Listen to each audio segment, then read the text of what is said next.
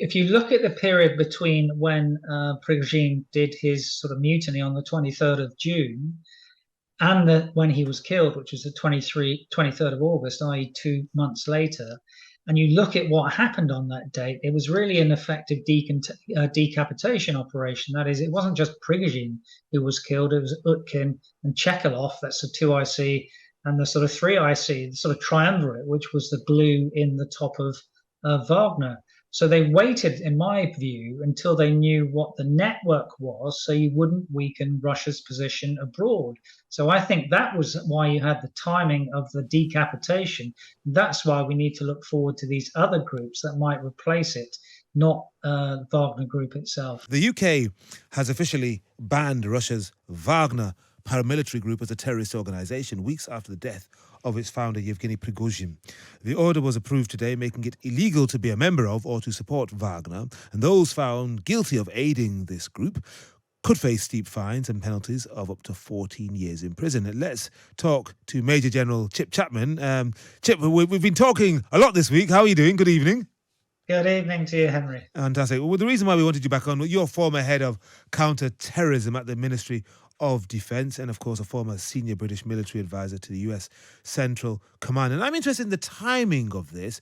They're prescribing Wagner after the death of its co-founder, Prigozhin, and not before. That's curious, don't you think?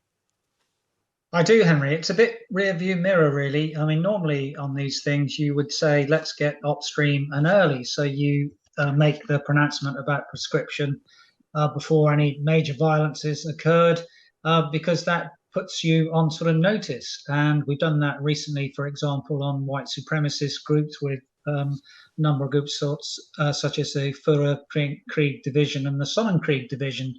But the UK government actually produced a explanatory memorandum today, which gave the reasons for this. Now, terrorism under the Terrorism Act 2000 must have a political, religious, racial, or ideological element. Now, what the government said is that their activities had been to advance the Russian political cause. And the political cause terrorism is, of course, familiar to us, from example, from Northern Ireland, of which 14 groups from Northern Ireland were prescribed. What the memorandum doesn't tell us is whether this was adopted from the state or whether the violence is internal to Wagner, that is, that its ethos and culture is such that it is just a very violent entity. And we see this, for example, in the way that it operates overseas. So, for example, if you take Mali, where there is indiscriminate violence, and there the indiscriminate violence has had a real ripple effect, because the violence there means that Al-Qaeda and IS, who are also prescribed in the government legislation, have got stronger. So in Mali, for example, there are 100 Wagnerians.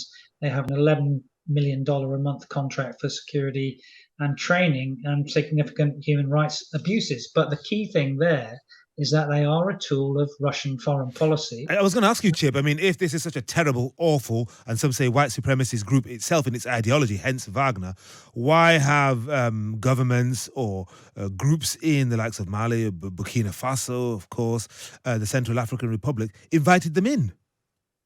Well, because they are also nasty authoritarian regimes, which particularly in Mali, for example, that the French who were there in force until August 22 are deemed to be the colonial power, imperialist power, and they want to get away from that. Now, what is clear is that Wagner couldn't operate a business that is in confrontation with the state structures that created the business, and we know that because the Russians actually said that in June 23, that from the period of May 22 to May 23, they provided $1 billion in money to the Wagner Group. Now, I first came across the Wagner Group in 2015, when really they were a sort of element of the GRU, the military intelligence of the Russians. So, for example, it was Prigozhin that funded the Internet Research Agency in St. Petersburg. So, for example, if any of the stuff we were talking about here went out on social media and you and I were trolled, that would be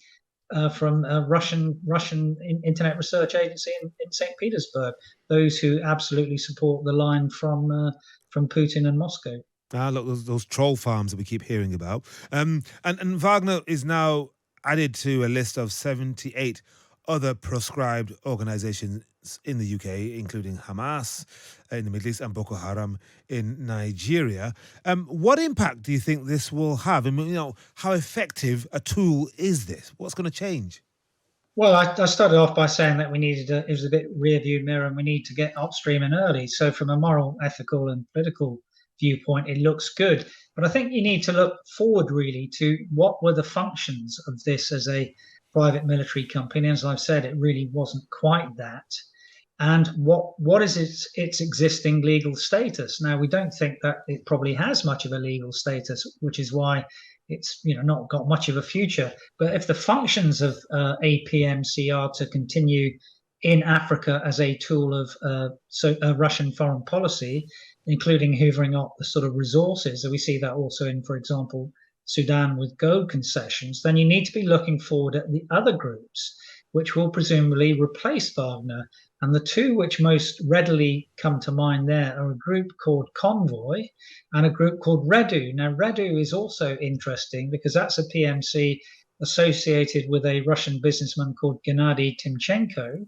That's under the control of the Defense Ministry, and Timchenko is already sanctioned by the EU. So I would be doing the distant horizon scanning of looking at those organizations that are likely to replace Wagner for the future, not at Wagner itself. Yeah, I see Alicia Kearns, the chair of the Foreign Affairs Select Committee, did say yesterday that the government should take, and I quote, a more strategic approach towards private military companies, PMCs, operating across all conflict zones. And David Lammy, the Shadow Foreign Secretary for Labour, has accused ministers of being too slow to act and failing to keep up with changing threats to our national security. Sounds like you kind of agree.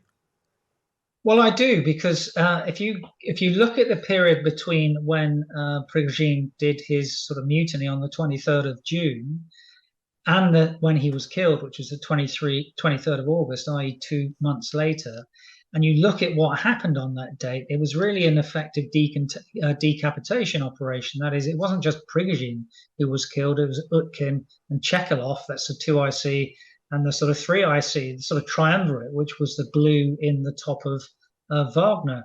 So they waited, in my view, until they knew what the network was, so you wouldn't weaken Russia's position abroad. So I think that was why you had the timing of the decapitation. That's why we need to look forward to these other groups that might replace it, not Wagner Group itself. And finally, briefly, Chip, how much support do you think there is for Wagner in this country? Well, I think there's probably very little, but again, on the fringes of these of society, both on the extreme left and the extreme right, there are people who could support it. So, for example, one of the prescription offences would be wearing clothing or carrying articles which arouse suspicion that the individual is a supporter. Now, there is a particular badge which goes with the Wagner Group, and you could have very extreme, ridiculous people who would sport that badge and therefore would come under the rubric of could be fined, or an extremist going into the 14 years that you mentioned. It wouldn't be that. It would be a fine, I think, in that case. But, there are a few, but they would be real mavericks, I think. All right. Chip, thank you very much indeed for joining us. It's a real pleasure to have you as ever. Major General Chip Chapman, former head of counterterrorism at the Ministry of Defence.